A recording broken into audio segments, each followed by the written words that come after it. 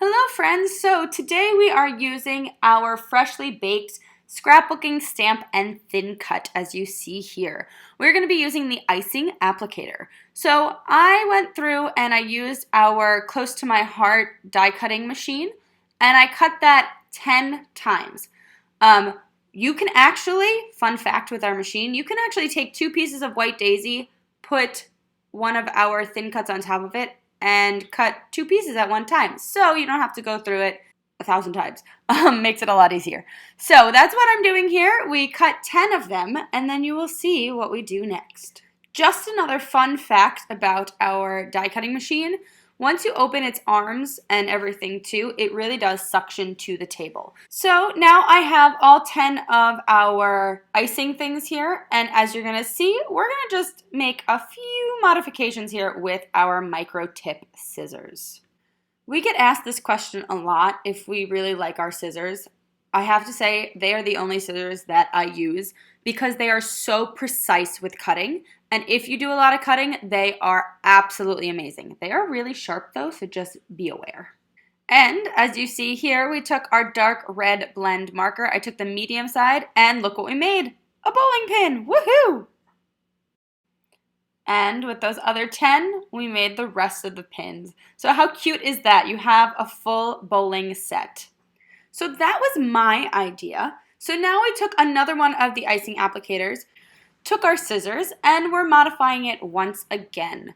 So here you can see I'm just kind of slightly making the end a little bit sharper, and then I'm going to grab some of our Triblend markers in. I'm going to start with our Alpine green Triblend, and as you see here, just kind of filling in the top part. And I'm going to be shading as well. So I started with the lightest of the greens, and then I'm going to take the mid, kind of give it a little bit of some dimension, and then I'm going to end up taking the darkest one and just giving it its final touches. Can you guess what it's going to be so far? Well, now I'm going to take in our orange blend, and hopefully at this point you see what we're going for. So this was Mom's idea. I thought it was really, really cool that we both saw this stamp and thought of 2 completely different things for the exact same thin cut. It just goes to show you how versatile all of Close to My Heart's things are, and if you think outside of the box a little bit, maybe you can come up with a little bit of a separate design for some of these items. So I wanted to get the shading of a carrot, so I just kind of went back and forth between some of the darker, the mid, after I colored the entire bottom light. And then you know how in carrots you pull them out of the ground, they've got a little bit of dirt on them, so I gave it those lines that it grows, and then I used one of our black journaling pens just to give it a little bit of a dimension and some texture in it. And look how cute the bunny is. So there you have it. There is our twist on the freshly baked scrapbooking stamp and thin cut. There are so many other things that you can do with this thin cut as well.